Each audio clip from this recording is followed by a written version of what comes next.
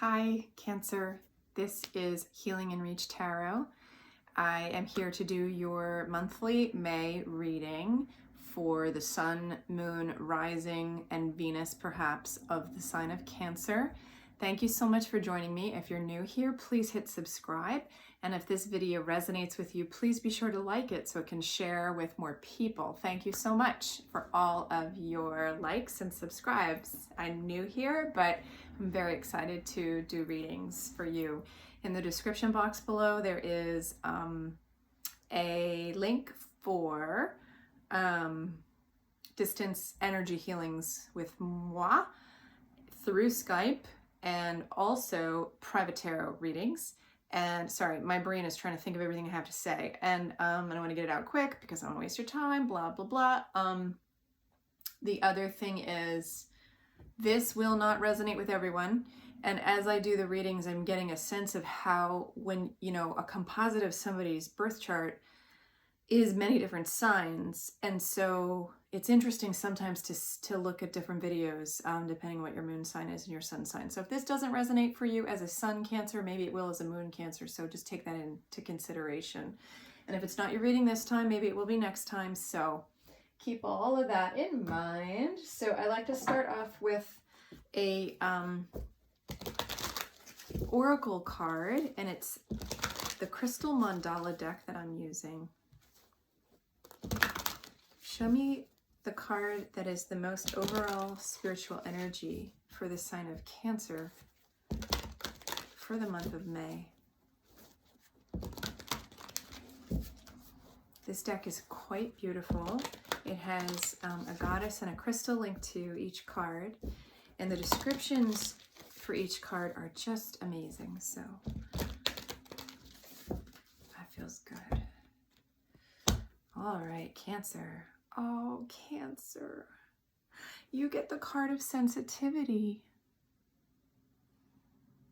Sorry, it's just so perfect for you because you are such a sensitive sign. Ascended Master Lady Nada, even though I know you don't like people to know that, and rhodochrosite. Rhodochrosite's a beautiful crystal. Some of these crystals I don't know, but I'm very familiar with rhodochrosite. It's a very heart energy crystal. It's very healing for emotional wounding, and it feels nurturing whenever I've had it on. It feels like a healing, very healing for the heart kind of a crystal. So it's a perfect pick for the topic of sensitivity. And so I like to read this. It's not very long because there's no way that I could put into words how amazing the descriptions are. And what I read to you is just the beginning. It goes on, but the beginning is a great summary. Okay, I'm going to hold up the card and you can meditate on that as I read. We bring you the blessing of sensitivity. Being sensitive in this world can be tough sometimes, yet your sensitivity is essential if you are to consciously feel and work with subtle energies. Receiving and sending telepathic transmissions, feeling and releasing energetic chords, tingling with exquisite blessings of divine love, sensing the whispers of divine grace, and seeing the luminous, sparkling particles of life force dancing wildly, and the beauty of shimmering auric fields in dazzling and colorful display, to be given the gift of sensitivity to perceive the energetic worlds is like being invited to the most special and extraordinary exhibit of sacred art. That was a mouthful. You may have struggled with your sensitivity, found it difficult to hear during times of emotional suffering, yet you have a great gift, and it will bring you so much joy. If you are learning to develop your sensitivity, we will help you so that you too can feel uplifted as you witness the energetic beauty of creation. That was a mouthful in terms of what they had described that you'd be feeling as a spiritual being. And I think sometimes if we're new to spirituality, receiving telepathic transmissions, feeling and releasing energetic chords, some of these terminologies, maybe not everybody's used to it, but in a nutshell, the more sensitive we become, the more we may feel somebody's energy kind of clicking into us, and we kind of can't quite feel how, you know, it might feel beneficial to release it. So that's the energetic cord piece they're talking about. But I think as a Cancer, even though, you know, maybe some of you don't know those terms, maybe some of you do, but I'm sure every Cancer knows exactly how some of those feel. And the spiritual energies, the beautiful uplifted grace that can come through healings and connecting to deeper parts of yourself, is something we all aspire to. But I think that the more sensitive water signs can sometimes really tap in on deep levels very naturally. So I encourage you, Cancer, to follow your sensitivity down that path for you. Okay, so now we're going to get into tarot, and we're not going to lose sight of this sensitivity card. It's going to crown our reading. So we'll thread it in, okay? So what do we have for the month of May for the sign, Sun, Moon, Rising, maybe even Venus, of Cancer? What do we have in tarot? What messages do we have from the tarot for the sign of Cancer for the month of May? What messages do we have for the sign of Cancer, Sun, Moon, Rising, Venus for the month of May 2020? All right.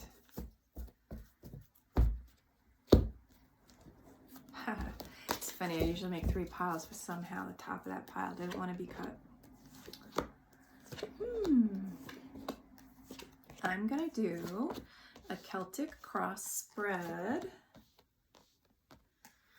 which is a very traditional tarot spread. It has really good placements that I think are helpful. Bottom of the deck, we have 3 of Cups. So there's some feeling of joy for you that's just there somehow, that you're sustaining, I feel. And I'm just going to take this in for a minute.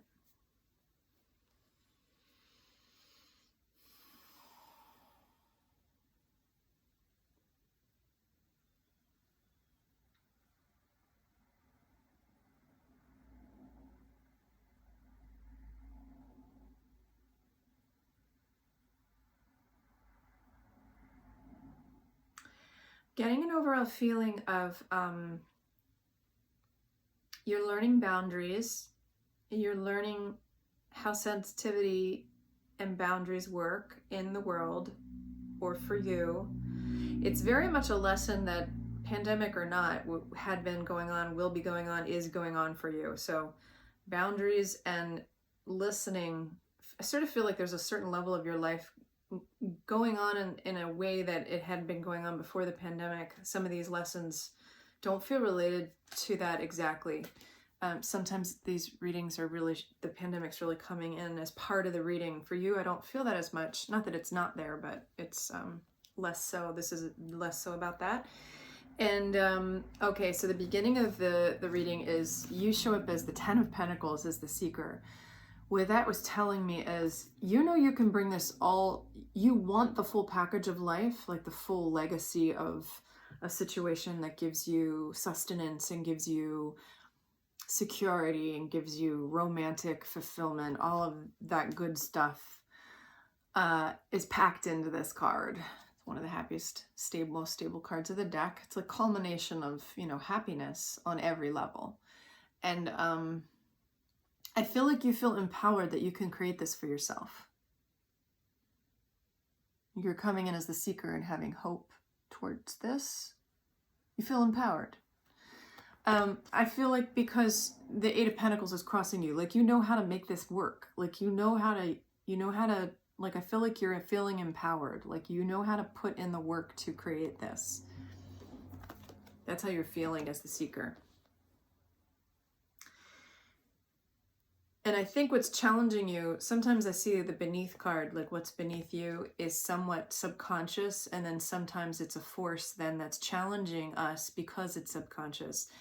This desire for balance and clarity, this need for clarity knowing, should I go this way? Should I go that way? Should I trust this one? Should I trust that one? Like this choice being made between two things and weighing it out, but not always being sure of yourself, like needing to, it challenges you in a certain way, this desire and growing awareness of needing more clarity.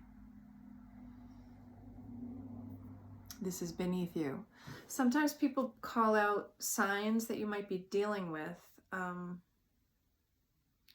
This is the card of Libra, so I'll just say that. I don't know, some of you may have Libra floating around you in some capacity, whether it's a romantic partner or friend or boss.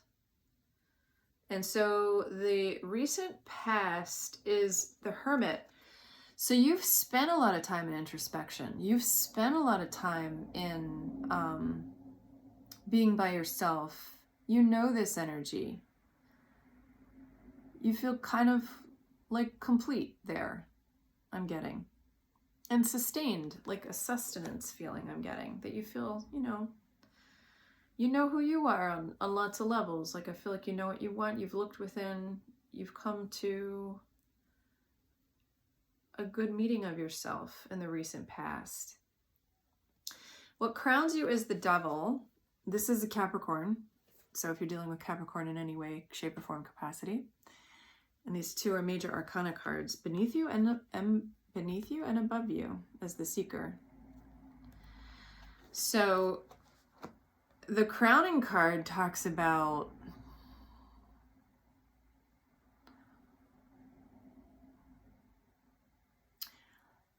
in some ways, people talk about the card of the Devil as an addictive, not so good for us quality.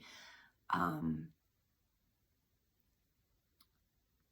wondering if there's part of you that wants passion and also fears that it might rule you. You desire passion, but you're not sure when you let it in what kind of havoc it may wreak. So I feel like that's what that's telling me. In the near future, this is feeling, it's the Five of Wands. This is typically a card about strife and struggle and all of that. In this deck, I feel like what this is saying to me for you is boundaries. Boundaries. So knowing yourself, knowing what you want, knowing what keeps you safe, what keeps you balanced, are really good questions to ask, to have good boundaries and to honor yourself inside this so that strife doesn't have a way to penetrate your deeper self. So if strife comes up in the form of relationship, or if it comes up in the form of thoughts ruminating in your head, that there's some way that boundaries can serve you to mitigate some of that strife. And that is happening through deep listening and honoring yourself. Honoring maybe even your sensitivity, Cancer. So she's sensitive. Honor that. And I feel like that's going to give you a lot of clarity. Yeah, this is all really coming together now. That makes a lot of sense. Cancer. All right, so moving on. So in the position with yourself, we get the Two of Pentacles. And this card has to do with